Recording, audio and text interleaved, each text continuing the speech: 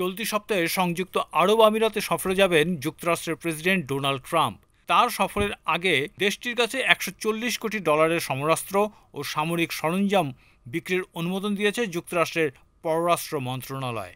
এক বিবৃতিতে মার্কিন পররাষ্ট্র দপ্তরের রাজনৈতিক সামরিক বিষয়ক ব্যুরোর কর্মকর্তারা বলেন, উপসাগরীয় দেশটির কাছে যেসব অস্ত্র বিক্রির অনুমোদন দেওয়া হয়েছে তার মধ্যে ১৩২ কোটি ডলারের ৬টি CH-47F চিনুক হেলিকপ্টার ও অন্যান্য সরঞ্জাম রয়েছে। হেলিকপ্টারের পাশাপাশি F-16 যুদ্ধবিমানের যন্ত্রাংশ বিক্রির জন্য ১৩ কোটি ডলারের আরেকটি চুক্তিও মার্কিন পররাষ্ট্র দপ্তরের অনুমোদন পেতে যাচ্ছে।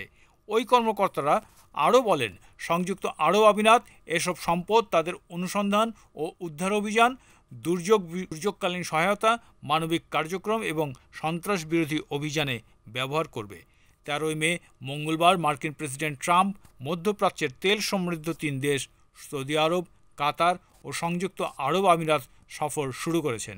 সফরে তিনি ফিলিস্তিনের গাজা ও ইরান বিষয়েও আলোচনা করবেন। প্রতিরক্ষা ও বিমান চলাচল থেকে শুরু করে জ্বালানি ও কৃত্রিম বুদ্ধিমত্তা পর্যন্ত বিভিন্ন খাতে সম্ভাব্য বড় ব্যবসায়িক চুক্তিও এ সফরের আলোচনায় থাকতে পারে। এক পৃথক বিবৃতিতে মার্কিন পররাষ্ট্র দপ্তরের কর্মকর্তারা বলেছেন, F-16 যুদ্ধবিমানের যন্ত্রাংশ সংযুক্ত আরব আমিরাতের সার্বভৌমত্ব ও আঞ্চলিক অখণ্ডতা রক্ষার সক্ষমতা বৃদ্ধিতে সহায়ক হবে এবং দেশটির জাতীয় প্রতিরক্ষা চাহিদা পূরণে ভূমিকা রাখবে।